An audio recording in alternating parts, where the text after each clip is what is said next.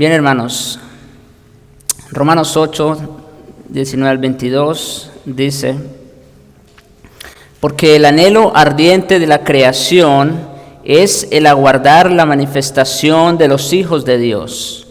Porque la creación fue sujetada a vanidad, no por su propia voluntad, sino por causa del que la sujetó en esperanza. Porque también la creación misma será libertada de la esclavitud de corrupción a la libertad gloriosa de los hijos de Dios.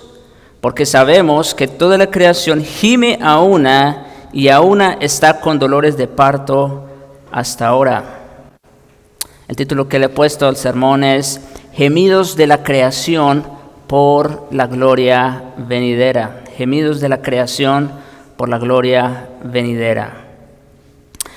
En su presentación destacada acerca del ministerio del Espíritu Santo, en el aspecto de asegurar la condición de no condenación de los creyentes, Pablo se enfoca en el hecho de que el Espíritu nos da plena seguridad al garantizar nuestra gloria futura. Eso lo vimos en los versículos 17, o empezamos a verlo en los versículos 17, la última vez que estuvimos en este texto.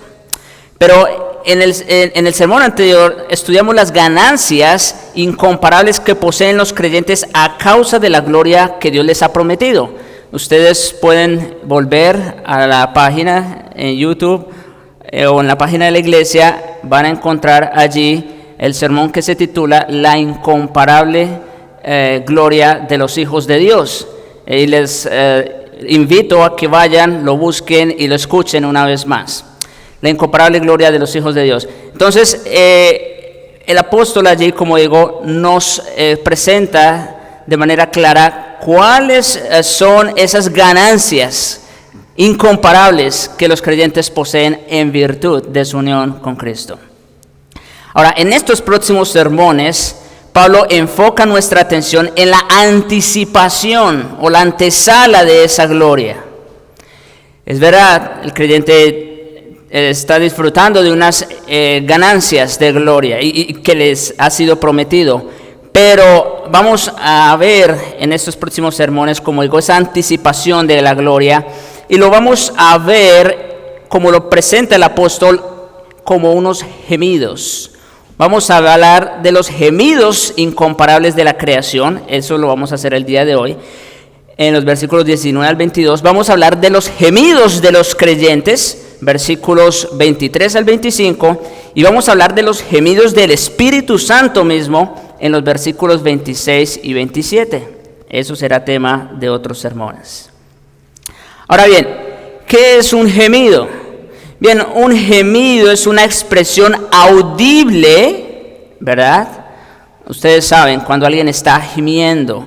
Es una expresión audible de angustia debida a dolor físico, emocional o espiritual.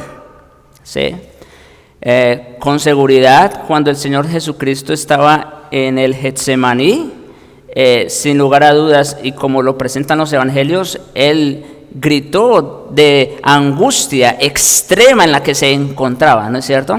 Entonces un gemido básicamente es eso, es una expresión audible de angustia, dolor, ya sea físico, emocional o espiritual. Estos gemidos constituyen el lamento profundo de una condición que es dolorosa, insatisfactoria y deplorable, un clamor para pedir liberación de una experiencia torturante, ¿no?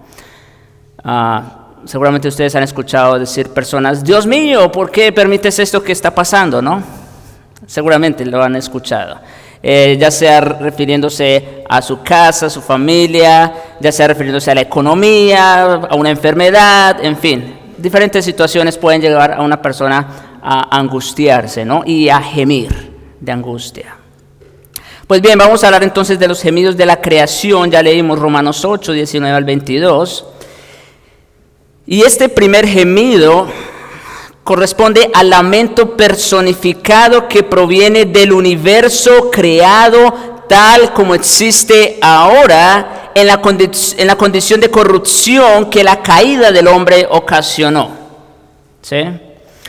Y para ser más puntuales, el bosquejo que vamos a manejar entonces el día de hoy será el siguiente. Primero, vamos a hablar del anhelo ardiente de la creación. Ese será nuestro primer punto. Segundo, la creación sujetada a vanidad. Tercero, la creación sujetada a esperanza. Y cuarto, vamos a ver los dolores de parto. Bien, en primer lugar, hablemos del anhelo ardiente de la creación. Versículo 19. Porque el anhelo ardiente de la creación es el aguardar la manifestación de los hijos de Dios. Anhelo ardiente en el griego es una palabra especialmente vívida que se refiere de forma literal a observar con la cabeza estirada y sugiere pararse de puntillas mirando con los ojos intencionalmente hacia adelante con gran expectación. Entonces, otra vez, esa palabra que utiliza allí para decir que la creación está anhelando ardientemente, como digo, es la expresión de alguien, de una persona que está parada de puntillas, puestos sus ojos en alguien por quien está esperando. Es como cuando, no sé, alguien va al aeropuerto, está esperando por alguien, siempre está mirando hacia allá, en qué momento viene la persona que está esperando, ¿no? Bueno, más o menos esa es la idea aquí. La creación está parada de puntillas, esperando que la manifestación de los hijos de Dios. El prefijo apo, que utiliza esta expresión en el griego, añade a esto la idea de una absorción y concentración fija en lo que se anticipa. Como digo, la creación tiene su mirada puesta en ese día en que va a ser redimida completamente. La creación se mantiene de puntillas, por así decirlo, mientras que se ocupa en el aguardar de la manifestación de los hijos de Dios. Los judíos estaban familiarizados con la promesa de que Dios había hecho en cuanto a un mundo redimido, una creación renovada. Isaías, por ejemplo, capítulo 65, verso 17 dice: porque he aquí yo crearé nuevos cielos y nueva tierra, y de lo primero no habrá memoria, ni más vendrá al pensamiento. Así que los judíos seguramente ya tenían la idea de que la creación estaba expectante a ese día, o está, ¿verdad? Está expectante a ese día. Los judíos anticipaban un tiempo glorioso cuando todo el dolor, la opresión, la esclavitud, la ansiedad, la tristeza, la persecución terminarían por completo cuando el Señor consumaría su reino perfecto de paz y justicia. Es por eso que aún a sus propios discípulos no les cuadraba, como decimos nosotros, no les cuadraba el hecho de que Jesús tuviera que ir a una cruz y morir. Eso no, como que no estaba de acuerdo con lo que ellos entendían de las Escrituras, ¿no? Que cuando viniera el Mesías, príncipe, entonces restauraría, ¿no? Y establecería un reino de justicia y de paz. Claro, lo que ellos no entendían es que entonces, cuando Cristo vino en su primera venida, se inauguró ese reino oficialmente, pero la consumación aún está por venir. La creación, siguiendo adelante, no incluye aquí los ángeles del cielo, quienes a pesar de ser seres creados no están sujetos a corrupción. Así que la creación no incluye a estos seres angelicales. Es obvio que el término tampoco incluye a Satanás y sus huestes de ángeles caídos, los demonios. Ellos no tienen deseo alguno de vivir en un estado de piedad y ausente del pecado, y saben que han sido divinamente sentenciados a tormento eterno. Así que cuando habla de la creación tampoco se refiere a Satanás y sus demonios, ¿no? Ellos no tienen ese deseo de ser algún día santificados, ¿no? Y los creyentes, bueno, tampoco están incluidos aquí en este término porque son mencionados por separado en los versículos 23 al 25. Bueno, entonces, ¿a qué se refiere la creación aquí? La única parte que queda de la creación es la parte no racional, que incluye a los animales y las plantas, así como a las cosas inanimadas, tales como las montañas, los ríos, las planicies, los mares, los cuerpos celestes, en fin, etc. Incluye a toda esa parte de la creación. Ahora, los judíos tenían familiaridad con esa clase de personificación de la naturaleza. Acuérdense, el apóstol está usando aquí, o está hablando, refiriéndose a la creación como en una forma personificada, ¿no? Dice que la creación tiene un anhelo ardiente. Ahora, usted puede pararse frente a un árbol a ver cuáles son los deseos que él tiene. No, usted no, ¿verdad? No es congruente. Pero el punto aquí es que Pablo está poniendo la creación o la está personificando en cierto sentido. Y como digo, los judíos sabían de ese tipo de personificación. Por ejemplo, cuando Isaías empleó estos términos en Isaías 35:1, dice: se alegrará en el desierto y la soledad, el yermo se gozará y florecerá como la rosa. ¿Cómo se alegrará un desierto, no? O sea, pero está hablando obviamente otra vez en un sentido poético y está haciéndolo como un tipo de personificación. Más adelante en Isaías 55:12 dice: los montes y los collados levantarán canción delante de vosotros, y todos los árboles del campo darán palmadas de aplauso. ¿Alguna vez han visto un árbol aplaudir? Bueno, no literalmente, ¿verdad? Pero cuando yo escucho las hojas de los árboles, pienso como que están aplaudiendo y adorando al Señor en alguna manera, ¿no? Bien, esa es la idea entonces aquí de la personificación de la creación. Ahora, aguardar es la traducción del verbo en griego que se refiere a esperar con gran anticipación y ansia, pero también con paciencia, ¿sí? La creación está muy expectante de ese día, pero también sabe que tiene que tener paciencia, que tiene que esperar. La forma del verbo griego añade otras connotaciones de apresto, preparación, persistencia, hasta que ocurre el acontecimiento esperado. Y más adelante vamos a ver que sí, la creación definitivamente está esperando ese día, pero ella de alguna manera hace intentos por renovarse continuamente. Ahora, la manifestación, ese término apocalipsis, es el mismo que se utiliza para hablar de apocalipsis o revelación. Y significa básicamente remover una cubierta o descorrer un velo para revelar algo. Entonces, eso significa el término manifestación.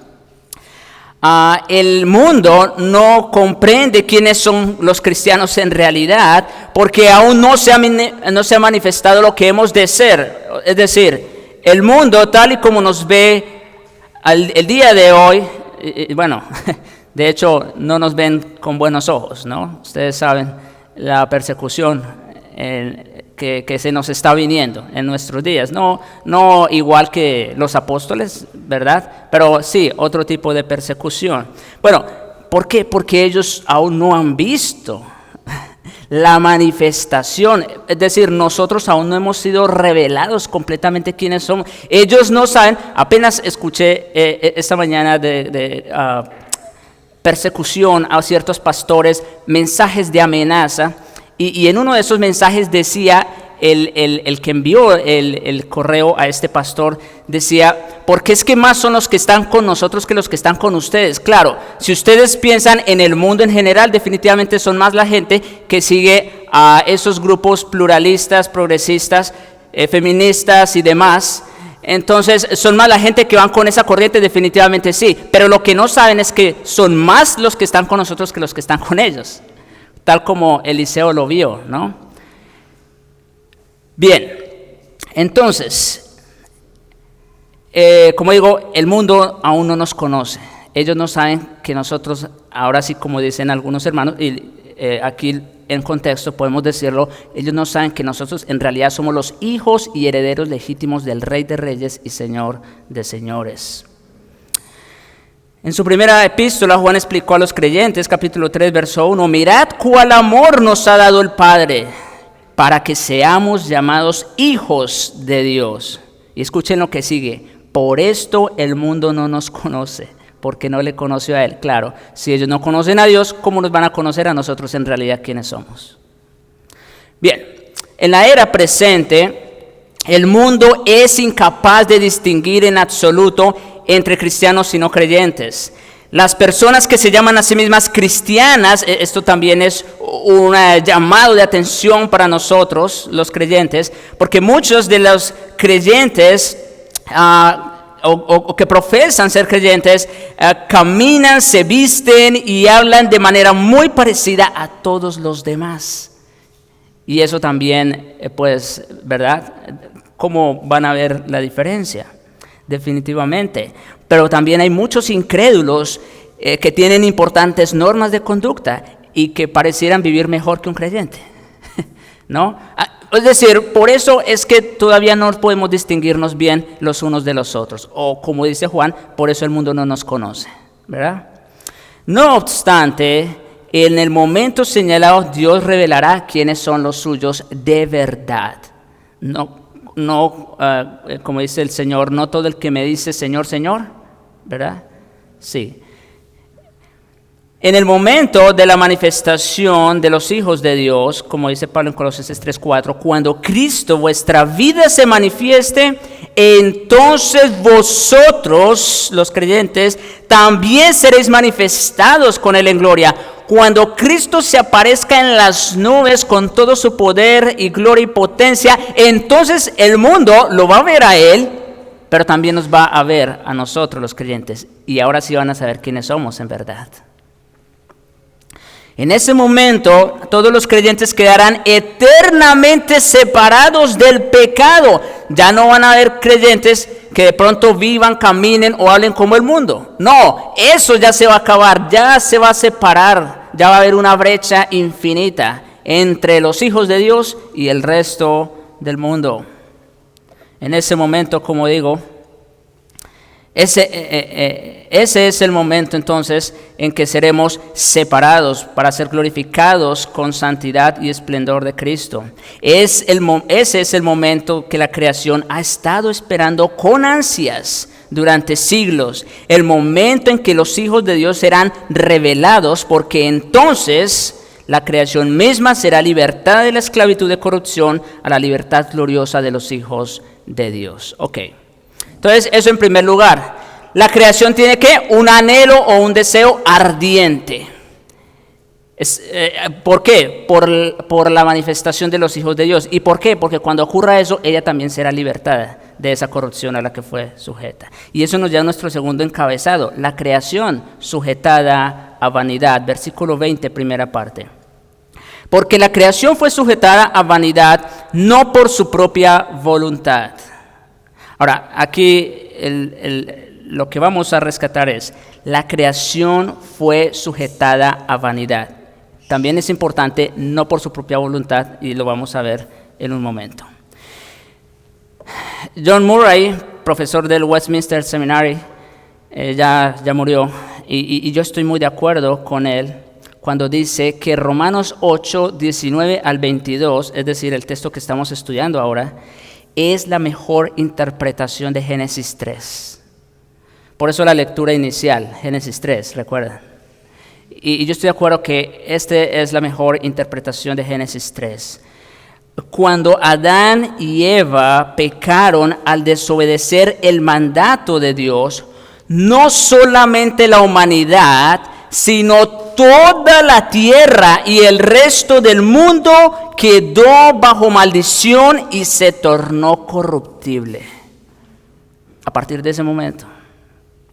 No más fue que Adán entró en pecado y toda la creación resultó afectada negativamente por causa del pecado.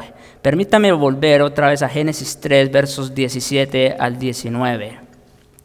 Por cuanto obedeciste la voz de tu mujer, esto es importante, hombres, por cuanto obedeciste la voz de tu mujer y comiste del árbol del que te mandé diciendo, no comerás de él, maldita será la tierra por tu causa. ¿Qué vemos aquí? Un juicio, una maldición. Maldita será la tierra por tu causa. ¿Quién la maldijo? Dios. ¿Pero por causa de qué? Del pecado del hombre. Con dolor de ella comerás todos los días de tu vida. Espinos y cardos te producirá y comerás plantas del campo. Con el sudor de tu rostro comerás el pan hasta que vuelvas a la tierra, porque ella fuiste tomado, pues polvo eres y al polvo volverás. Entonces, ¿qué vemos aquí? Vemos que toda la creación fue sujeta a vanidad y a corrupción por causa del pecado de un solo hombre. Eso fue lo que ocurrió en el Edén, inmediatamente después de la caída. Ocurrió un caos universal, ¿sí? Cual nunca otro ha habido en la historia después de eso. Nos parece terrible las tormentas, los huracanes, los terremotos, claro, pero el peor caos que ha ocurrido en la historia del universo ocurrió en Génesis 3. Allí toda la creación quedó sujeta a vanidad y a maldición. Y por eso ocurre todo lo demás, que ya nosotros sabemos. Antes de la caída no existía ninguna clase de maleza o plantas venenosas, ni cardos y espinos. Ustedes saben que la maleza no necesita cultivarse. Esa crece sola, ¿no es verdad? Bueno, pero antes de la caída no existía eso. No existía cualquier cosa que pudiera causar al hombre miseria o daño. Pero después de la caída, la creación fue sujetada a vanidad, no por su propia voluntad, sino por causa del que la sujetó. Ahora, matatoites, vanidad, transmite el concepto de ser fútil, frustrado y sin éxito. Acuérdense que Pablo está personificando la creación. Entonces, la idea aquí es que la creación fue sujetada a vanidad, o en otras palabras, la creación está frustrada a partir de la caída. Está frustrada y sin éxito, incapaz de alcanzar una meta o de cumplir un propósito. A causa del pecado del hombre, ninguna parte de la naturaleza existe ahora como Dios tuvo la intención original de que fuese el principio. Para la gloria de Dios, ¿verdad? Ahora, ese verbo fue o ser sujetada indica por su forma que la naturaleza no se maldijo a sí misma o que el hombre la maldijo, ¿no? Sino que fue maldecida por algo o alguien más. Y Pablo procede a revelar que la maldición sobre la naturaleza fue ejecutada por su creador. Dios mismo fue el que la sujetó a futilidad o a vanidad y bajo maldición. Ahora pregunta, ¿Dios es malo porque Él sujetó la creación a vanidad y bajo maldición? Por supuesto que no. El malo fue el hombre el que cayó, ¿verdad? Y el que puso a la creación en esa condición. Los ambientalistas románticos e idealistas de nuestro tiempo defienden un estilo de vida relajado y sin complicaciones, en armonía con la naturaleza.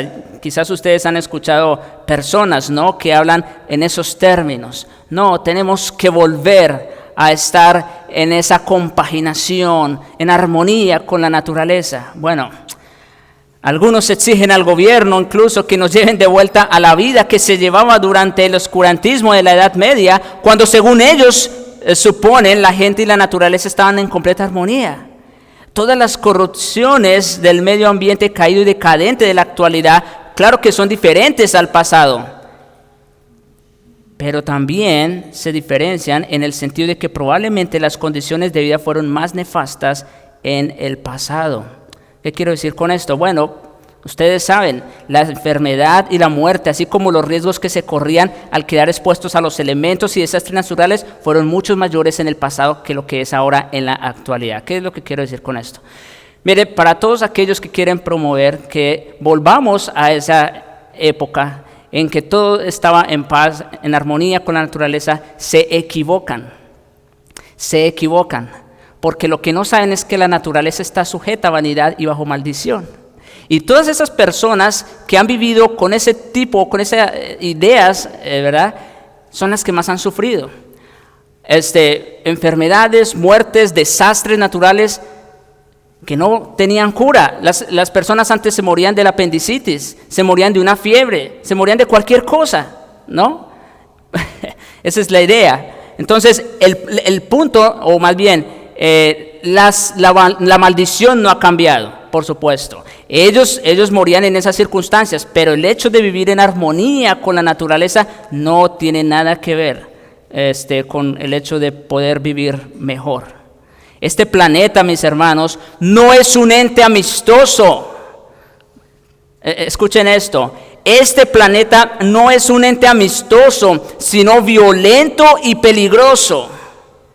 Es ridículo vivir en un mundo de fantasía donde se piensa que la tierra no está bajo maldición y que lo más natural es que ofrezca una vida cómoda, sin molestias ni anomalías. Para las personas que quieren encontrar el cielo aquí en la tierra, están muy equivocados.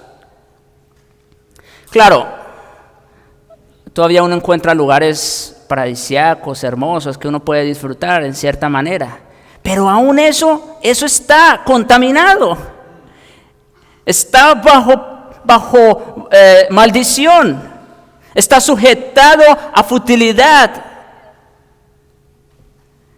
Eso no va a pasar, mis hermanos, porque a causa del pecado del hombre, Dios mismo sujetó la creación a vanidad y futilidad. Esos intentos del hombre por llegar a Marte. Bueno, yo no estoy en contra definitivamente de la ciencia, pero son intentos del hombre por tener otras opciones de vida en caso de que este planeta colapse, ¿no? Entonces vamos a explorar otras opciones de vida. Toda la creación, Marte, Júpiter, Plutón, la galaxia de Andrómeda o la que sea, toda está sujeta a vanidad y bajo maldición por el pecado. Así que el hecho de irnos para la Luna o para Marte no va a arreglar el problema. ¿Sí? Sí. Sin embargo, mis hermanos, a pesar de su maldición, gran parte de la belleza, el esplendor y los beneficios del mundo natural siguen estando a nuestra disposición. Aunque todos estos aspectos están sujetos a un deterioro inexorable, las flores siguen siendo bellas, las montañas siguen siendo imponentes, los bosques siguen siendo exuberantes, los cuerpos celestes siguen siendo majestuosos y brillantes, la comida sigue siendo de alimento y el comer sigue siendo un placer, el agua sigue trayendo refrigerio y sustento a la vida.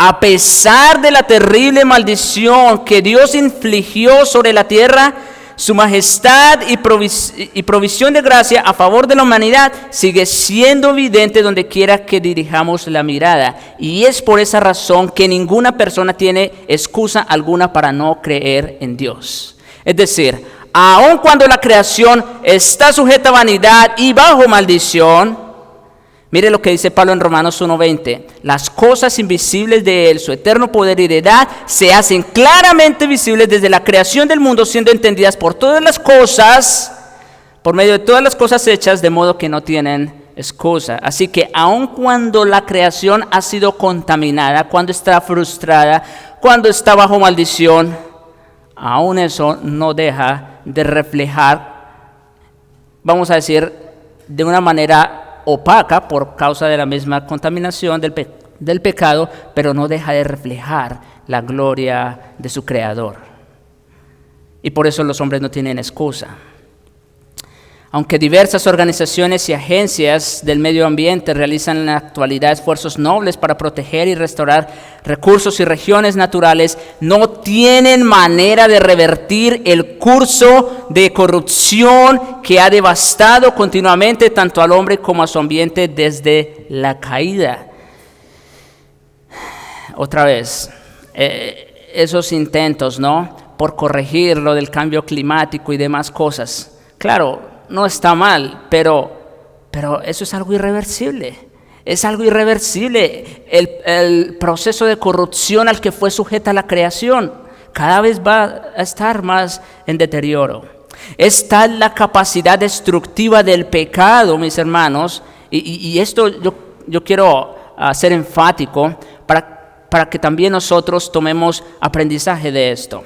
Es tal la capacidad destructiva del pecado que la desobediencia de un solo hombre con un solo pecado trajo corrupción al universo entero. Un solo pecado es suficiente para causar descomposición a todo el universo. Así que cuando nosotros pecamos, creemos que estamos solos, que no afecta a nadie más. No. Ya ve lo que pasó con Adán. Y lo mismo pasa con nosotros cuando pecamos. Así de destructivo es el pecado. Descomposición, enfermedad, dolor, muerte, desastres naturales, contaminación, virus y todas las demás formas de malignidad no cesarán nunca hasta que el que envió la maldición se encargue de quitarla y crear un nuevo cielo y una nueva tierra. Sí, mis hermanos, a nosotros nos tocó vivir el coronavirus, a otros les ha tocado vivir otros virus, otras pandemias, y con seguridad van a venir otros después. No nos vamos a librar. Sí. Igual, desastres naturales, han pasado muchos y con seguridad van a venir otros después. ¿Por qué? Otra vez, porque la creación fue sujetada a vanidad, a frustración, y está en ese proceso de descomposición. Bien, y esto entonces nos lleva a nuestro tercer encabezado, la creación sujetada a esperanza. ¿Quién sujetó la creación a vanidad? Dios, el Creador, por causa del pecado, por supuesto. Ahora hablemos de la creación sujetada a esperanza. Versículo 20, segunda parte y 21. Dice, por causa del que la sujetó en esperanza, porque también la creación misma será libertada de la esclavitud de corrupción a la libertad gloriosa de los hijos de Dios. El destino de la naturaleza está ligado inseparablemente al del hombre. Ahora, esto es interesante. Nosotros sabemos, cuando Dios hizo la creación, ¿verdad? 6 días, en fin. Ya estaba todo. Ya estaba el escenario. Ya estaban habitados los cielos, la tierra y el mar, porque ya habían animales. ¿Y quién fue la última criatura? El hombre. A su imagen y semejanza. En otras palabras, el hombre vino a ser la corona de la creación, en ese orden de ideas. Sin embargo, como he dicho otras veces, a mayor privilegio, mayor responsabilidad. Es decir, cualquier decisión que el hombre tomara lo iba a afectar no solo a él, sino al universo entero, como acabo de decir. El destino de la naturaleza está ligado inseparablemente al del hombre. Es decir, lo que le ocurre al hombre, eso le va a ocurrir a toda la creación, no solo al hombre. Puesto que el hombre pecó, el resto de la creación se corrompió con él.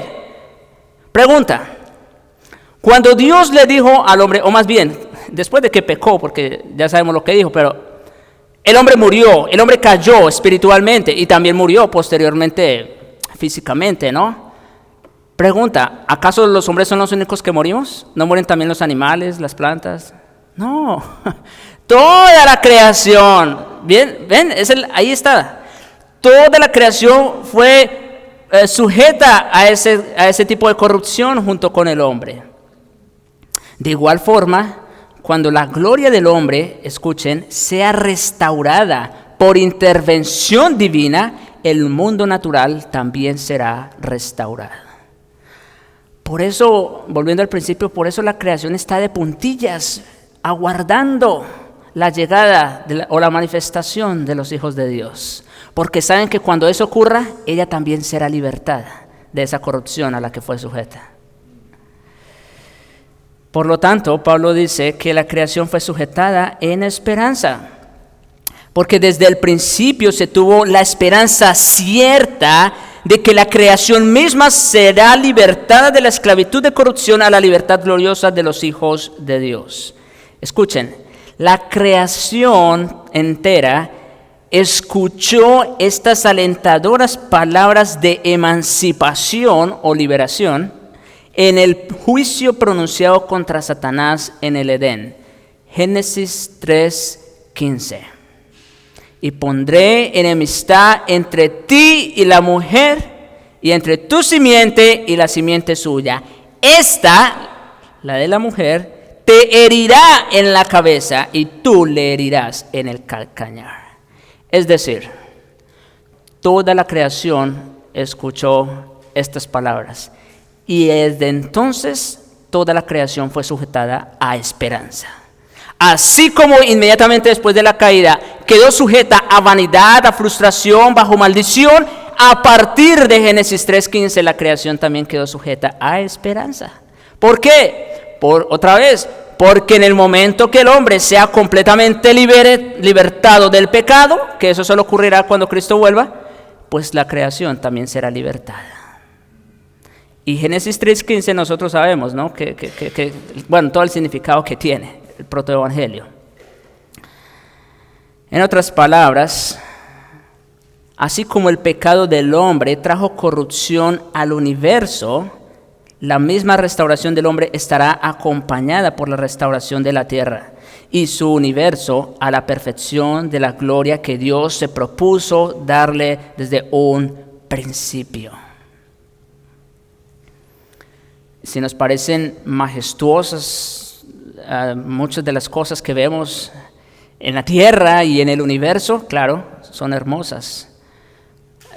Pues debo decirles que aún así están contaminadas y que cuando sea restaurado toda la creación, entonces si eso que nos parecía hermoso ahora nos va a parecer opaco, porque entonces sabremos lo que es en verdad la belleza en la santidad de Dios.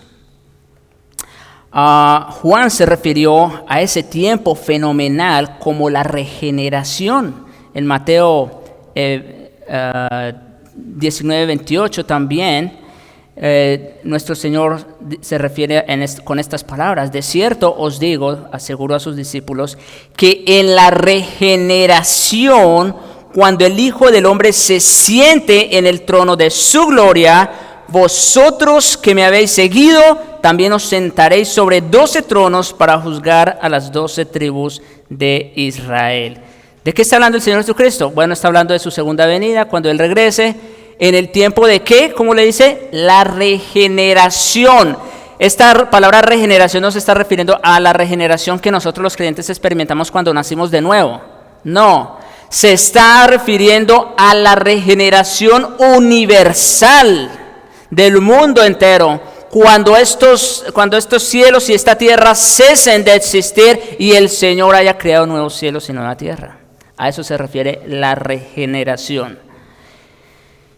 Es con motivo de este tiempo prometido de redención y restauración que toda la naturaleza gime con esperanza y gran expectación. Es como que la creación en alguna manera está diciendo: Señor, ¿hasta cuándo esperaremos? ¿Cuándo te manifestarás? Y manifestarás a los hijos de Dios, a tus hijos, para que nosotros también seamos regenerados juntamente con ellos. Como sucede con la expresión sujetada en el versículo anterior, será libertada también es pasivo, o sea, la creación no se sujetó bajo maldición, la creación tampoco se sujetó a sí misma bajo esperanza, sino que fue el Creador el que lo hizo, pues de la misma manera será libertada. Ella no se va a libertar a sí misma, ella no tiene ese poder o esa capacidad de liberarse a sí misma, alguien más. Indica que la naturaleza no se restaurará a sí misma, sino que será restaurada por Dios, quien mucho tiempo atrás se encargó personalmente de sujetarla a corrupción y futilidad. El destino de la tierra está por entero en las manos de su Creador, y ese destino incluye en primer lugar destrucción total por parte de Dios, del Dios del universo, maldecido a causa del pecado. Ahora, esto es importante. La creación está esperando y está guardando por restauración final, ¿no? Cuando los hijos de Dios sean manifestados. Sin embargo, para que eso ocurra, para que la creación sea completamente restaurada en su plenitud, tiene que ocurrir algo antes. ¿Qué es lo que tiene que ocurrir? Tiene que ocurrir destrucción total. Tiene que ocurrir destrucción total. O sea, claro, cuando Adán cayó, ocurrió la mayor tragedia al universo. Y ese universo que está expectante, que está aguardando la venida de Cristo y la manifestación de los hijos de Dios, ese universo tendrá que ser destruido completamente para entonces el Señor recrear. Mire cómo dice 2 de Pedro 3, verso 10. El día del Señor vendrá como ladrón en la noche, en el cual los cielos pasarán con grande estruendo. Lo que vemos ahora pasará con grande estruendo, y los elementos ardiendo serán deshechos. Mis hermanos, nosotros sabemos que el fuego es un elemento de purificación, ¿no? Ahí se purifica el oro, la plata, todos los metales, ¿verdad? Bueno, pues la creación tiene que pasar por ese proceso de purificación, ¿sí? Dicho sea de paso, aquí alguien pudiera decir, bueno, ¿y por qué los creyentes no pasamos por eso? Bueno, sí y no. No, por supuesto, en el sentido de que Cristo pagó por nosotros, ¿verdad? Pero sí, porque también estamos sujetos a muerte física. Así que también vamos a pasar por ese proceso de descomposición, igual que la creación. Pero es verdad que la creación tendrá que pasar por ese proceso de destrucción, de descomposición. Esa destrucción será a una escala infinitamente más potente que la que podrían lograr todos los dispositivos de destrucción hechos por el hombre. Pero en segundo lugar, el destino de la creación incluye restauración. En su visión de Patmos, Juan, en Apocalipsis 21, verso 1 y versos 4 al 5, vio lo siguiente: un cielo nuevo y una tierra nueva. Porque el primer cielo y la primera tierra, ¿qué? Pasaron. Y el mar ya no existía más. El mar nos parece lindo, hermoso, pero también es bravo. Bueno, aquí Juan dice que el primer cielo, la primera tierra pasaron, el mar ya no existía más, en fin. Enjugará Dios toda lágrima de los ojos de ellos, y ya no habrá más muerte, ni habrá más llanto, ni clamor, ni dolor, porque las primeras cosas pasaron. ¿Cuáles son esas primeras cosas? Todas aquellas que fueron sujetadas a vanidad, a frustración y bajo maldición. Por eso ya no va a haber más llanto, ni más lágrima, y ni va a haber más dolor. ¿Por qué? Porque ya no va a haber aquello que causa el dolor. ¿Sí? Es decir, ¿qué ocasiona? Y esto lo digo en términos generales, en todo el sentido de la palabra. ¿Qué es lo que ocasiona dolor en el hombre? Alguien podría decir, no, pues una enfermedad, una crisis económica, la familia, sí, es verdad. Pero yo les pregunto, ¿qué ocasiona todas esas cosas? ¿Qué ocasiona todas esas tragedias? El pecado. El pecado. Así que, cuando hayan pasado estos cielos y esta tierra, como dice, y que ya no haya memoria de las cosas de antes, es decir, de este mundo en el cual estamos hoy día, ya no habrá más dolor ni tristeza, ya no habrá llanto. ¿Por qué? Porque ya no estará la raíz que causa el dolor y el sufrimiento, no solo en el hombre, sino en toda la creación. Y el que estaba sentado en el trono dijo: he aquí, yo hago nuevas todas las cosas. Ahí vemos otra vez ¿qué? Regeneración, recreación. ¿Quién lo va a hacer? El que está en el trono. ¿Y quién está en el trono? Cristo. Es decir, el mismo por quien fueron hechos los cielos y la tierra en el principio va a ser el mismo que va a recrear esa nueva creación. Ahora, la libertad gloriosa de los hijos de Dios se refiere al tiempo en que todos los creyentes serán libertados del pecado libertados de la carne y libertados de su propia condición humana limitada. En ese momento, mis hermanos, empezaremos a participar por la eternidad de la presencia gloriosa de Dios mismo. Cuando Dios vista a todos sus hijos preciosos con su misma gloria. Mira cómo dice 1 Juan 3:2. Amados, ahora somos hijos de Dios. Eso ya es un hecho. Ya pasamos por ahí, unos versículos atrás, en Romanos 8. Ahora somos hijos de Dios. Y aún no se ha manifestado lo que hemos de ser. Lo que les dije otra vez es lo que se conoce el ya y todavía no. Ya somos hijos de Dios. Ya tenemos una gloria prometida y asegurada. Pero todavía no se ha manifestado completamente. Aún no se ha manifestado lo que hemos de ser. Pero sabemos, es decir, hay certeza, hay seguridad de que cuando Él se manifieste, Cristo, seremos semejantes a Él porque le veremos tal y como Él es. Ahora lo vemos por un espejo, entonces lo veremos cara a cara y entonces ya el reflejo no va a ser el mismo. No es lo mismo que nos miren a través de un espejo a que nos miren, ahora sí, en toda la plenitud de la semejanza de Cristo, como dice aquí.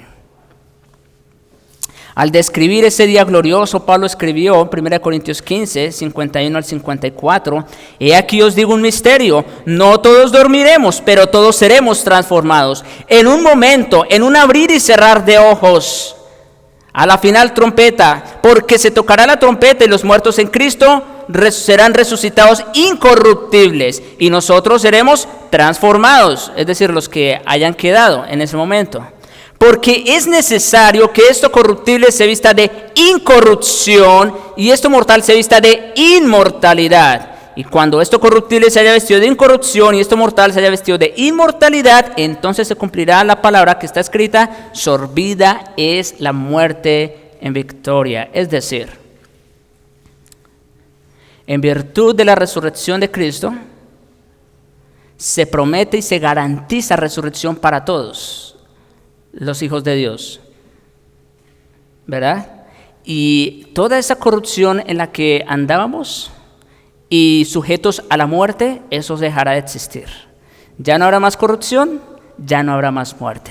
¿Y por qué? Por lo mismo que les dije hace un momento, porque ya no habrá más pecado. Las cosas viejas, ¿qué dice? Pasaron, dijo en Apocalipsis.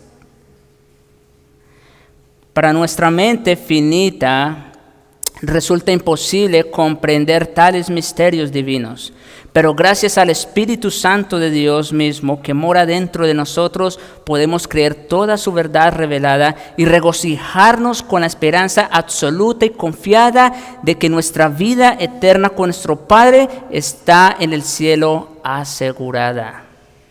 Reconocemos con Pablo en Filipenses 3, 20 al 21, nuestra ciudadanía está en los cielos, de donde también esperamos al Salvador, al Señor Jesucristo, el cual transformará el cuerpo de la humillación nuestra para que sea semejante al cuerpo de la gloria suya. Sí, mis hermanos, cuando nosotros vayamos a la presencia de Dios, ya no vamos a ir con estos cuerpos.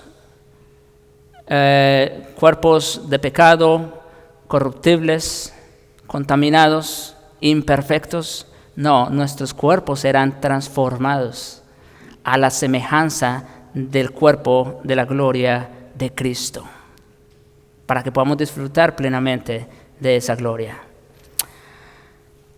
Y finalmente hablemos de esos dolores de parto.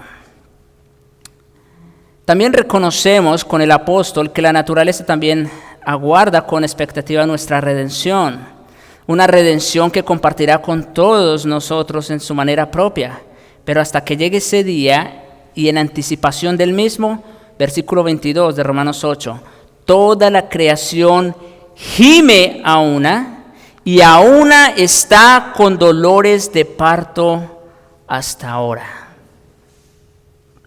Estenazo o gime se refiere a las expresiones de una persona que se encuentra atrapada en medio de una situación alarmante y que no ve posibilidades inmediatas de liberación. Bueno, ya lo expliqué al principio, ¿verdad? Pero esa es la idea otra vez. Es una persona que está atrapada en una situación angustiosa, alarmante, desesperada y no ve ninguna posibilidad de liberarse de esa situación. El término es utilizado por Lucas en su forma sustantiva para describir las exclamaciones de los israelitas en su tiempo de esclavitud, en Hechos 7:34, cuando ellos se quejaban según. El verbo es usado también por el escritor de Hebreos para describir la frustración y el dolor de los líderes de la iglesia ocasionados por miembros inmaduros e insumisos de la congregación. ¿Sí? Así que esa es básicamente la idea de un gemido.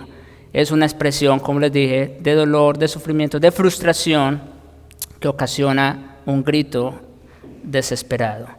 Ahora, la creación, hermanos, toda ha estado gimiendo desde que fue sujetada a vanidad en el Edén.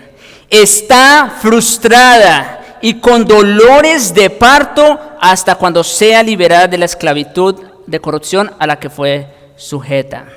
Quiero citar rápidamente estas palabras de Lloyd Jones que me parecen interesantes para describir ese proceso o ese esfuerzo más bien que la creación año tras año hace por liberarse de esa corrupción, pero que al final termina siendo frustrada. Mire cómo dice Lloyd Jones: me pregunto si el fenómeno de la primavera nos suministra parte de la respuesta.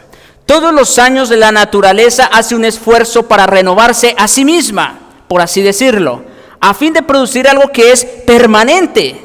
Acaba de salir de la muerte y la oscuridad que caracteriza todo lo relacionado con el invierno. En la primavera parece estar tratando de dar a luz una creación perfecta, como si año tras año pasara por una serie de dolores de parto. No obstante, a pesar de sus esfuerzos, no lo logra, porque la primavera conduce únicamente al verano, y a su vez el verano conduce al otoño, y el otoño otra vez al invierno. La pobre y vieja naturaleza trata todos los años de sobreponerse a la vanidad a la cual fue sujeta. El principio de muerte, descomposición y desintegración que opera en ella. El problema es que nunca puede hacerlo y cada vez que lo intenta, fracasa. Ella sigue tratando como si sintiera que las cosas debieran ser diferentes y mejores, pero nunca tiene éxito. Por esta razón, sigue gimiendo a una está con dolores de parto hasta ahora. Lo ha venido haciendo durante mucho tiempo, pero la naturaleza sigue repitiendo anualmente su esfuerzo. La creación está parada de puntillas, esperando, aguardando la manifestación de los hijos de Dios. Y mientras tanto, sufre dolores de parto, año tras año. Ahora bien, aquí quiero hacer una aclaración bien importante. No es lo mismo los dolores de parto de una mujer que va a dar a luz que los dolores de una persona que tiene cáncer en su etapa terminal. ¿Qué quiero decir esto?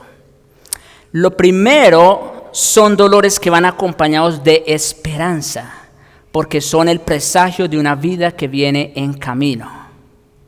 Lo segundo son dolores penosos, porque son el presagio de la muerte que viene en camino. Esa es la diferencia. Una gran y enorme diferencia. Dolores de parto, dolores de cáncer terminal. Al igual que Eva, cuyo pecado trajo la maldición del parto humano doloroso, como leímos en Génesis 3:16, la naturaleza también padece sus propios dolores de parto. Pero también, al igual que Eva y sus descendientes, los dolores de parto de la naturaleza constituyen el presagio de una nueva vida que se va a dar a luz. ¿Se entiende el punto? Dice Pablo que la creación está con dolores de parto hasta ahora. Es decir, hay esperanza, hermanos. Pablo no dice que la creación está sujeta a dolores de una enfermedad terminal. No, ese no es el caso. Ese no es el punto. A partir de Génesis 3:15, como ya lo leímos, en la proclamación de emancipación y de manera puntual con la resurrección de Cristo en 1 Corintios 15, 20 al 28, toda la creación no solo fue sujeta a esperanza, sino que quedó preñada de la vida venidera. Vamos a ponerlo en esos términos. Estamos personificando la creación. La creación quedó preñada de la vida eterna. Solamente quiero traer este texto. Segunda de Pedro, capítulo 3. Ya leímos Isaías 65:17 hace un momento, pero segunda de Pedro, capítulo 3 y el verso 13. Pero nosotros, dice el apóstol, nosotros esperamos, y esto lo dice inmediatamente después de que toda la creación va a ser quemada, pasada por fuego y todo esto. Pero nosotros esperamos, ¿quiénes somos nosotros? Los creyentes. Esperamos según sus promesas, que dice, cielos nuevos y tierra nueva en los cuales mora la justicia. Wow. Esa es la esperanza que tenemos los creyentes. No así los incrédulos. Los incrédulos no tienen esta esperanza. Los de ellos no son dolores de parto, mis hermanos. Los de ellos son dolores de un cáncer terminal y que va a terminar de destruirlos en el infierno para siempre. Y aprovecho para hacer la invitación, ¿no? ¿Qué es preferible? ¿Tener dolores de parto o dolores de una enfermedad terminal? Bueno, los creyentes junto con la creación estamos sufriendo dolores de parto, pero como digo, de parto, porque nosotros junto con la creación esperamos según sus promesas, es decir, está garantizado nuevos cielos y nueva tierra en los cuales mora la justicia, donde ya no tendremos relación alguna con el pecado. Esa es la mejor noticia que les puedo dar el día de hoy, mis hermanos.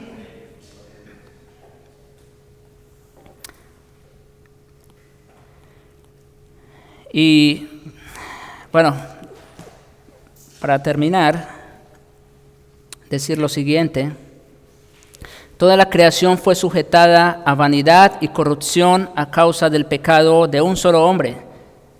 Y toda la creación fue sujetada en esperanza hasta la liberación gloriosa de los hijos de Dios. Así que, mis hermanos, debiéramos terminar este sermón alabando al Señor por lo inmenso de su plan perfecto de restauración universal. Y yo los invito que vayamos a Salmo capítulo 8, versos 3 al 9. Después de ver este plan que Dios ha diseñado con la creación, que el pecado no le tomó por sorpresa a Dios para nada. Claro, tuvo que sujetar la creación a vanidad, a descomposición, bajo maldición, por causa del pecado.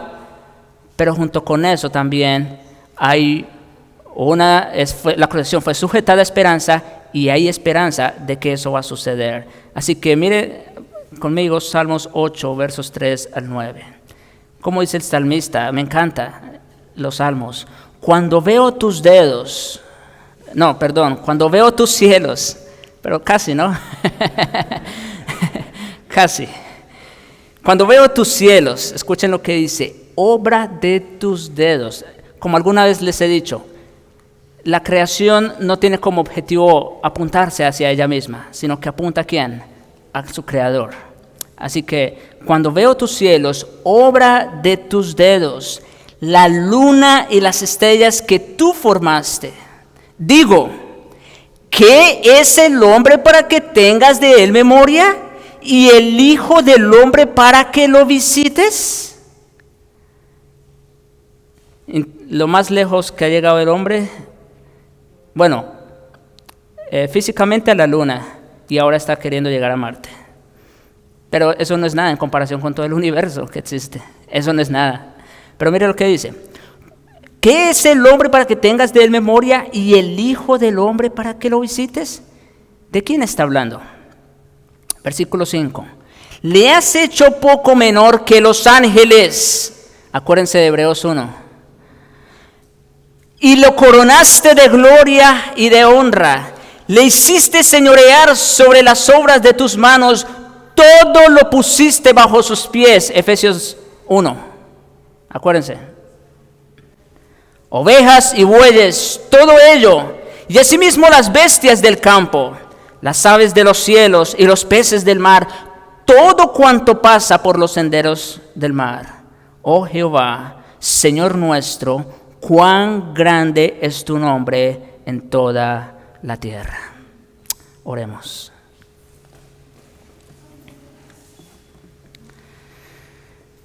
Padre nuestro, gracias te damos, Señor, por tu palabra viva y eficaz, cortante más que toda espada de dos filos, que penetra, Señor, hasta el alma, que conoce y discierne las intenciones y pensamientos de nuestros corazones. Delante de ti estamos desnudos, Señor. Tú nos conoces por completo. Pero gracias te damos, Señor, porque también, Señor, aun cuando hay pecado en nosotros, aun cuando hemos sido sujetos junto con toda la creación a vanidad y bajo maldición, hay esperanza, Señor, de restauración. Gracias te damos por Cristo, porque ya lo hizo por nosotros. Y en virtud de Cristo, Señor, toda la creación también va a ser restaurada. Gracias te damos, Señor, por ese plan tan maravilloso, tan perfecto, tan solemne. Y te rogamos, Señor, que solo nos humilles ante ti, nos lleves a postrarnos delante de ti, adorándote, Señor, por lo que tú eres y lo que tú haces. En Cristo nuestro Señor. Amén.